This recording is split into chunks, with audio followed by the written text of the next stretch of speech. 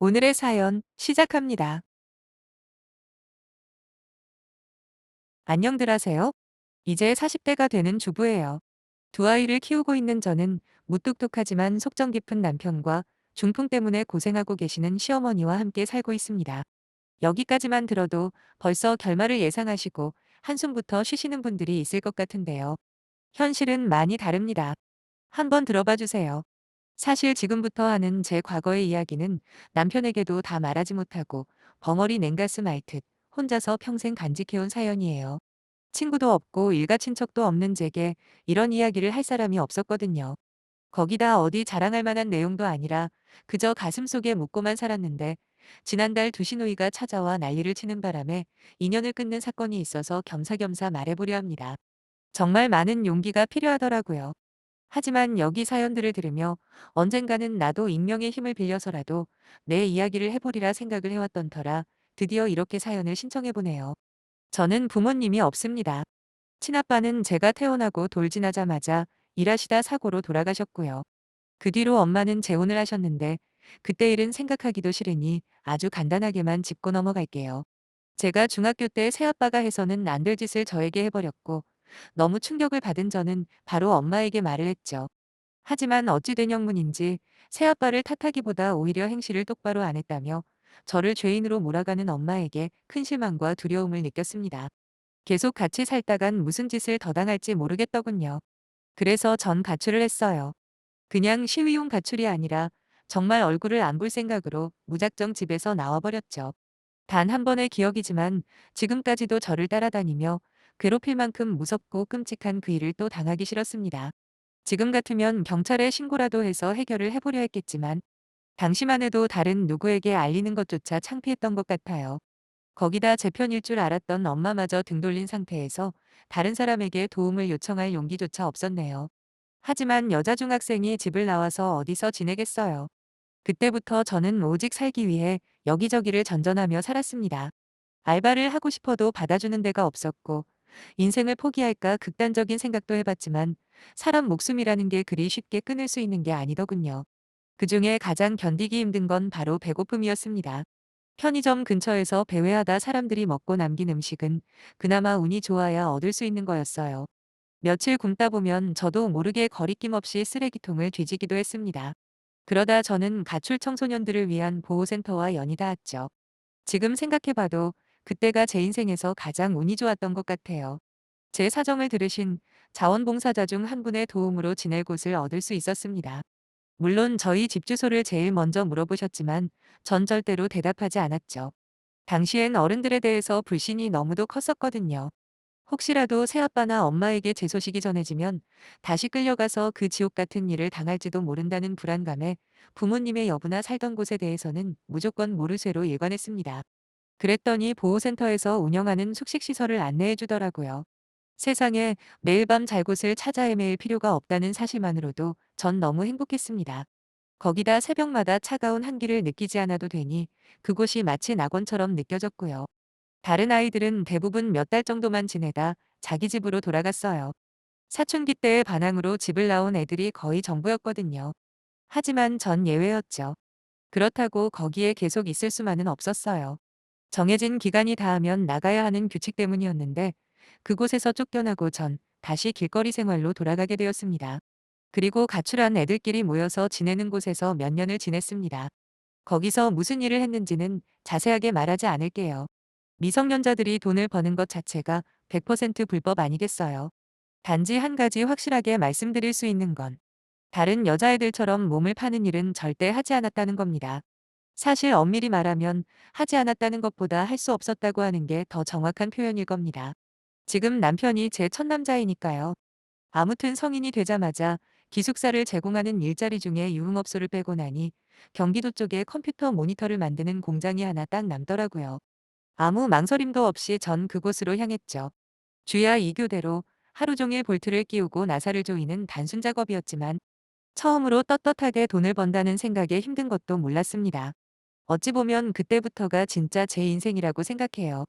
누구에게도 당당하게 살기 시작한 게 그 시점부터였으니까요. 그렇게 열심히 일하면서 돈도 조금씩 모이고 사람 사는 것처럼 사는 와중에 남편을 만나게 되었습니다. 내성적이고 무뚝뚝한 성격의 남편이지만 그때 처음이자 마지막으로 용기를 내서 제게 호감을 표시했대요. 물론 남편의 일방적인 말이지만 살아보니 맞는 것 같기도 하고요. 아무튼 저희 회사에 부품을 납품하는 일을 하던 남편의 구애에도 1년을 넘게 마음을 열지 못했던 건 예상하시다시피 어릴 때 받은 상처 때문이었습니다. 이전에도 몇 명의 남자들에게 관심 있다며 데이트 신청을 받은 적이 있어요. 하지만 그때마다 전 단호하게 거절을 했고 남편 역시 마찬가지였죠. 그런데 남편은 제 뜻을 존중한다면서 어느 정도 거리를 두며 저를 기다려줬어요. 따로 저를 귀찮게 하는 법도 없으니 더 이상 뭐라고 할 건덕지도 없었고요. 그렇게 1년을 넘게 저를 기다리는 남편에게 결국 마음을 열게 되었고 연애를 시작했습니다. 신기한 건 일단 사귀기 시작하자 오히려 제가 더더욱 적극적이 되더라고요. 언제나 말없이 제 이야기에 귀를 기울여주는 남편과 결혼을 꿈꾸기 시작한 건 어찌 보면 당연한 일이었고 저희는 사귄 지 2년 만에 결혼을 하게 되었습니다. 물론 그전에 남편이 날 잡고 심각한 표정으로 자기 집안 사정을 말해줬을 때는 솔직히 많은 고민을 하긴 했어요. 당시 남편은 중풍에 걸려 하반신을 거의 못 쓰는 홀어머니를 모시고 살고 있다고 했거든요. 위로 누나가 2명이 있긴 한데 결혼 전부터 아이의 엄마 일은 남자인 남편에게 다 떠넘기고 살다가 이제는 결혼하고 아이의 연락도 거의 안 한다는 말을 들었을 때는 제 결혼 생활이 걱정된다기보다 남편이 불쌍하다는 생각이 더 컸습니다. 배달기사 월급이라고 해봐야 겨우 300만 원 정도일 텐데 그 돈으로 어머님 간병인비에 생활비까지 쓰면서도 그 와중에 나름 적금도 꾸준히 들고 있었던 남편은 만약 결혼을 하게 되면 현재 살고 있는 집에서 어머니를 모셔야 할 수밖에 없다고 했습니다. 물론 그럼에도 불구하고 자기를 믿고 결혼을 해준다면 죽을 각오로 제게 잘해주겠다고 약속을 하면서도 자기도 마음은 아프지만 제게 기회를 주는 거라고 하더군요. 떠나려면 지금이 기회라고 하면서 말이에요. 딱 일주일 고민했네요. 그리고 전 남편의 말을 믿고 결혼을 진행한 겁니다. 만약에 제게 가족이나 친구들이 있었다면 엄청 말렸을 거예요. 그러면 모르긴 몰라도 남편과 결혼을 하지 않았겠죠. 객관적으로 봤을 때 이 결혼을 하는 건 여자로서 미친 짓이나 마찬가지니까요. 그때 당시에 제가 이 결혼을 해야 하냐 말아야 하냐 글을 올렸다면 100이면 100 전부 결사반대를 했을 겁니다. 하지만 제게는 고민을 들어줄 그 어떤 누구도 없었던지라 그렇게 혼자 결정을 하고 남편과 편찮으신 시어머니와 살기 시작했네요. 참 어려운 일도 많았어요. 특히 시어머니의 대소변을 받아내는 건 저도 곤혹스러웠을 뿐 아니라 시어머니 역시 불편해하셨죠. 물론 남편이 집에 있을 땐 전부 남편이 담당했습니다. 하지만 남편이 야근을 하는 날엔 간병인도 없고 저밖에 없을 때면 다른 방법이 없잖아요. 제가 할 수밖에요. 솔직히 더럽다는 생각은 많이 들지 않았어요. 그보다 훨씬 더 더러운 환경에서도 오랜 시간 살았으니까요. 단지 어색한 게 가장 힘들었죠. 그러나 그것도 점차 시간이 지날수록 익숙해져 가더라고요. 물론 시어머니도 마찬가지고요. 남편에게 듣기론 제가 시집 오기 전까지만 해도 어머님은 하루 종일 누워있거나 앉아서 TV만 보셨다고 해요. 말수도 없고 무뚝뚝한 남편 성격에 먼저 다가와서 대화를 나눌 일도 없었을 테고 거기다 간병인 역시 몇 달을 주기로 계속 바뀌는 바람에 말 붙일 사람이 없었는데 제가 집에 들어오고 나서부터 어머님은 말수가 조금씩 늘더니 얼마 안 가 시어머니와 저는 이런저런 이야기를 나누는 사이가 되었네요. 그때를 가끔씩 회상을 해볼 때가 있는데 남들은 어떻게 생각할지는 몰라도 참 행복했습니다. 안 믿어지시죠? 근데 진짜 행복했어요. 남편은 자기가 약속한 대로 가정에 충실한 사람이었고 자기 어머니만큼 저를 아껴줬어요. 비록 외벌이로는 미래가 안 보이니 제가 일하는 거에 대해서는 별다른 말을 하지는 않았지만 자기도 몸이 힘들 텐데 청소 빨래, 설거지까지 해주는 건 기본이고 어머님 다리 마사지를 해드리고 방으로 들어오면 아무 말도 없이 제가 좋아하는 초콜릿이나 젤리 같은 걸 손에 쥐어주곤 했습니다.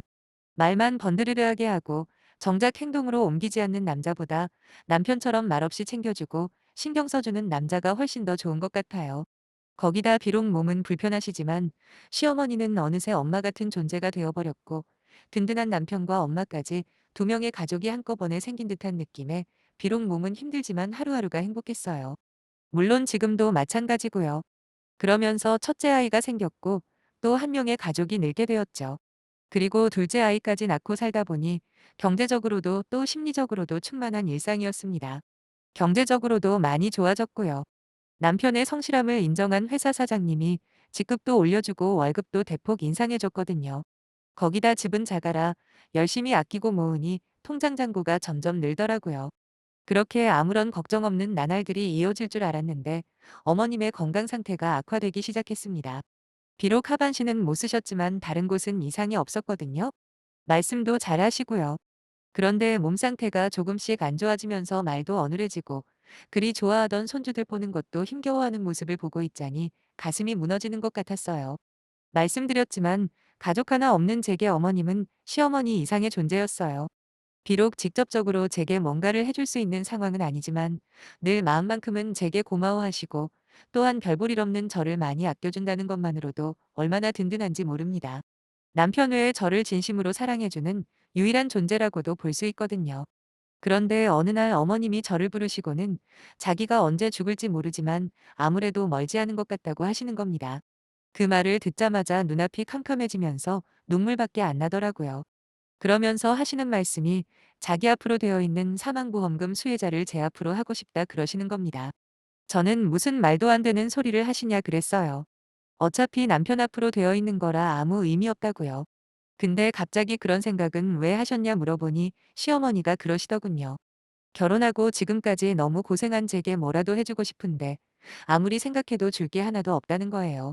그래서 생각한 게 바로 어머님이 돌아가셨을 때 나오는 보험금을 제 앞으로 돌려야겠다는 생각을 하셨다는 거죠. 솔직히 무슨 마음인지는 이해가 되었어요. 남편이 받던 제가 받던 그게 무슨 상관이 있겠어요. 단지 그렇게라도 제게 마음을 표시하고 싶으신 거겠죠. 단번에 어머님 뜻을 알아차린 저는 그렇게 하고 싶으시면 알아서 하시라 했습니다. 물론 남편도 동의했고요. 전 오히려 어머님이 너무 불쌍하더라고요. 며느리한테 오죽 해줄 게 없었으면 자기 죽었을 때 나오는 돈을 주려고 할까? 고맙다기보다 어머님의 일생이 안쓰럽고 애처롭기만 했는데 며칠 후 집으로 두신우가 쳐들어올 줄은 몰랐네요. 어머님이 가입한 보험 직원이 바로 큰신우의 지인이라 어머님 보험금 수혜자를 며느리인 저로 바꿨다는 이야기를 바로 알렸나 봐요. 지금까지 코빼기도 안 보이던 큰신우와 작은신우가 화가 잔뜩 나서는 다짜고짜 저한테 소리를 치는 거예요. 무슨 짓을 했길래 자기들 엄마 보험금을 네가 받냐고 하면서 마치 제가 돈 욕심이 난 나머지 시어머니를 꼬드겨 수혜자를 변경했다는 식으로 말을 하는데 정말 어이가 없더군요.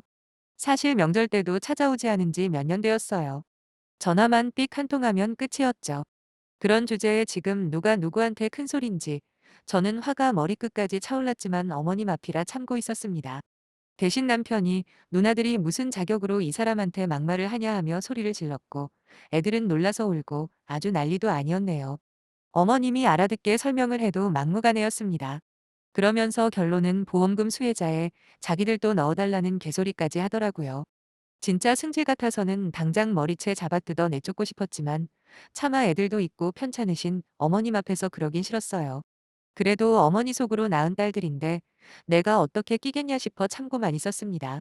그런데 어머님이 저를 부르시더니 힘없는 목소리로 제발 저것들 좀 쫓아내달라고 부탁을 하시대요.